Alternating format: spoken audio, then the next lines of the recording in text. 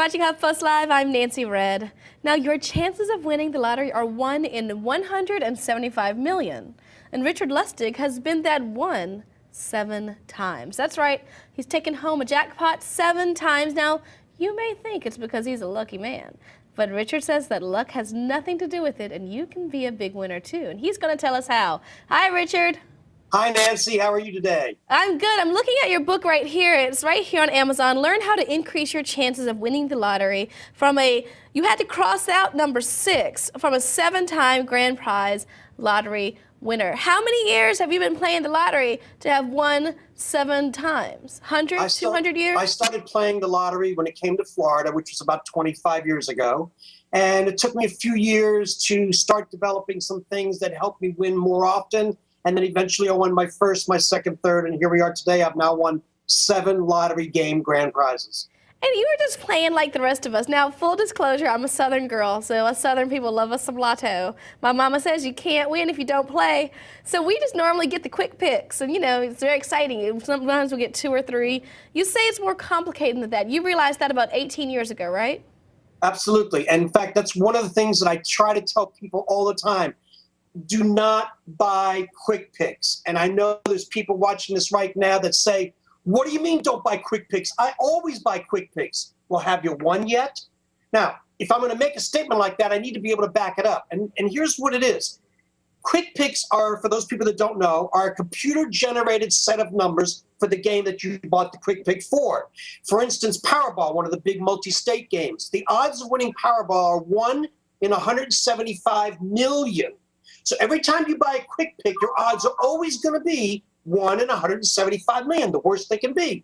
But if you pick your own numbers and you play them consistently and you never change them, actually, every time you lose, your odds get a little bit better. Not a lot, but a little bit better for the next drawing.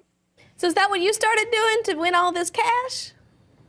That plus many other things which are in my book, yes. Okay, so here's the thing. Nothing speaks like the actual numbers. You've been playing so long. The very first time you won, how much did you win the very first time you won the lotto? The very first jackpot I won was 2 weeks after my son was born. He's now 20. And it was for $10,000, and it was on a scratch ticket, and it was following what I had developed this method, which at that point I didn't even know I had a method. How do you have a method with the scratchers? Well, here's one of the things that I tell people. I see people do this all the time. They go to the counter, in the store, and there's the display of all the scratch tickets, and they say, let me see here. Well, let me have a couple of those, and, oh, you got bingo. I like bingo. Let me have a few of those, and I like the colors on that ticket right there. Let me have a couple of those. Folks, that's one of the worst things in the world you can do. You might as well put on a blindfold, take a loaded gun, and try to hit the target. It's not going to happen. So here's what you do. One of the things I preach also is about setting a budget. Do not get what's called lottery fever. Do not spend grocery money. Do not spend rent money. Figure out what you can afford. So let's just say, for this example, your budget is $100. And my method works whether you've got a $10 budget or a $10,000 budget. It doesn't matter. But for this example, we'll say it's $100. Now, scratch tickets come in all denominations, $1, $3, $5, $10, $20. So if you take your money, if it's $100, you divide it by 10. So now you're going to buy 10 $10 tickets. Here's part of the method. Don't pick 10 tickets out of different games. Buy all 10 tickets in a row of the same game. If you do that, almost every single time you do it, there's going to be a winning ticket in there. Most of the times 2, and sometimes even 3 or 4 winning tickets in that stretch of 10 tickets in a row. You just increased your chances of winning. I think this is a brilliant, brilliant idea. I can't wait to tell my mom, who is a quick pick fan and a pick and choose scratcher girl. I think we could change her luck. After 73 years, the most she's won has been like a free ticket. So we can make some changes because other people are really into this. We have Marissa Emily 7 times. I can't even win once. And then we have a question from G.I. Fine. The first time you won that $10,000 jackpot right after your son was born, what was the first thing that you did?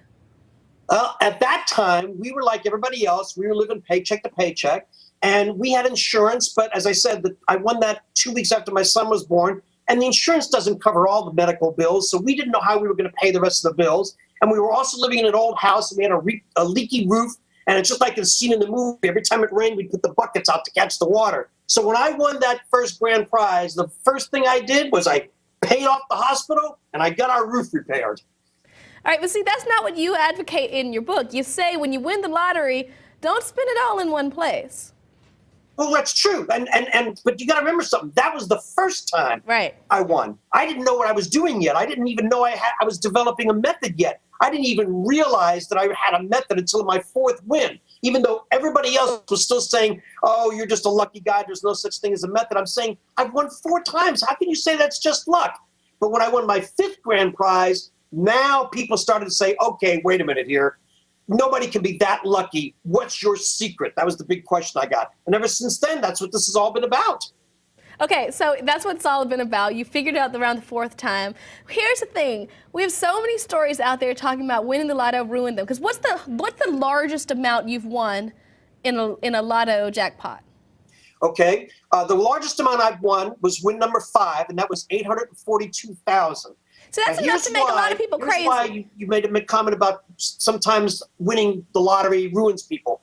What happens is you get somebody who's never had that kind of money in their life, and they win this big, giant grand prize. What do? They go crazy. They start throwing parties and spending money on all kinds of stuff and buying fancy cars and whatever.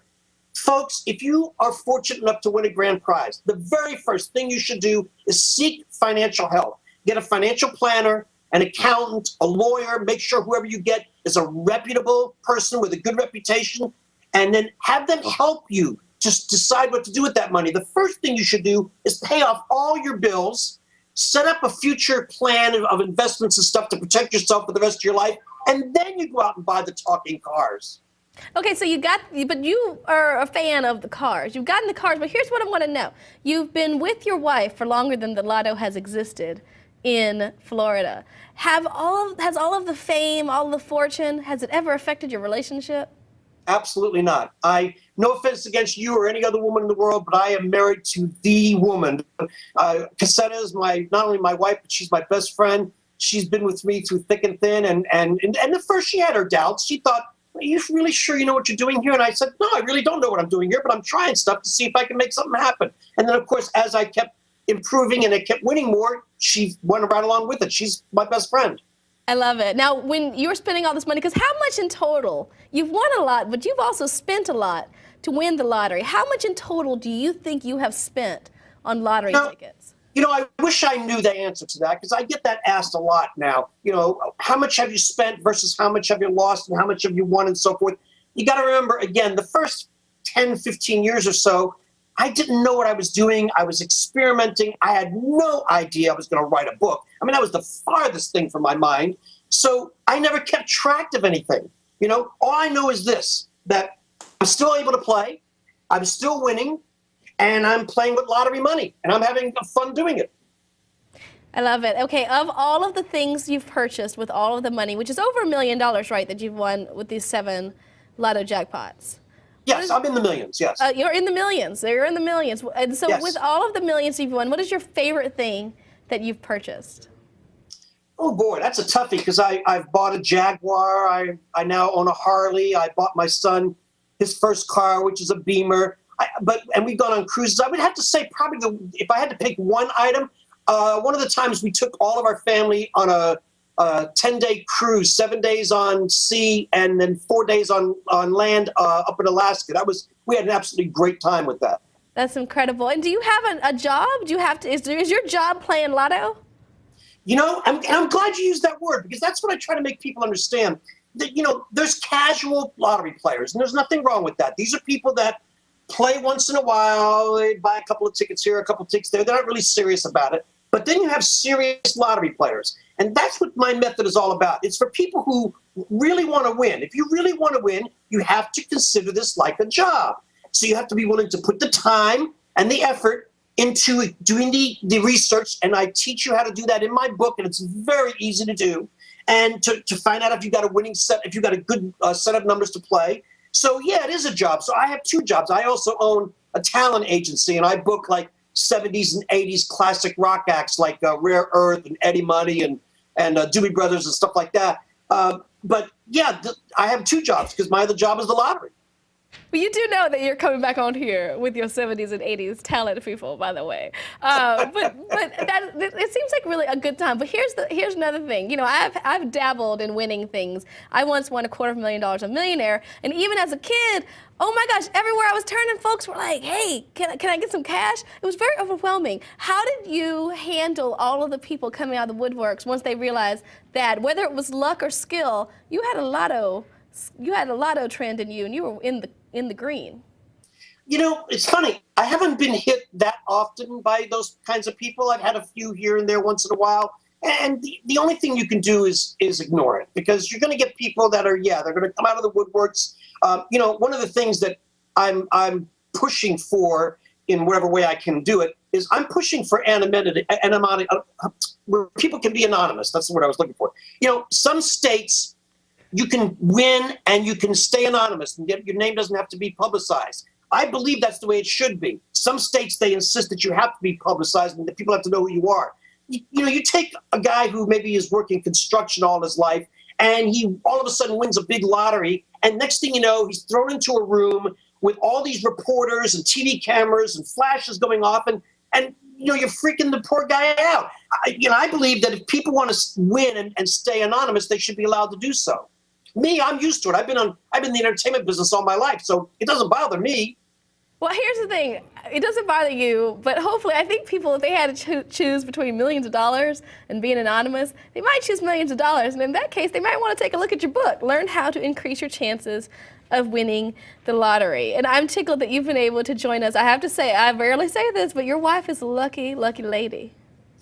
Well, I'm actually the lucky, lucky guy that she married. Obviously, she is priceless, and so are you. It's been fantastic talking with you, Richard, but I gotta go. I gotta go with my lotto. I do have one last question, really quickly. If you had to choose, would you put your cash in the Powerball or the Mega Millions, or would you put it in scratch-offs? Which would you choose? Which would I choose, or what do I recommend people to choose? What do you recommend people choose? Okay, that's a different question, because what I recommend people to choose is, what I'm trying to teach, it's not that people are stupid, it's just they don't know how to play. So what I'm trying to do is to teach people, don't play with greed, play with smarts. Yes, you'd love to win 40 million or 100 million, but if you don't have enough money to play a lot, you only got a little bit, go after the games with the smaller jackpots. Yes, 40 million would be great, but most people today, if they only won $100,000, that could be life-changing for them. So play the games with the smaller jackpots, because you have better chances of winning. So the scratch-offs. Scratch-offs is one of those, but there's also ball games that have smaller grand prizes. All right. I've learned a lot. I'll be getting my scratch-off. So thank you so much for joining us. And all y'all, make sure to stay here with HuffPost Live, where, as you know, the conversation always continues.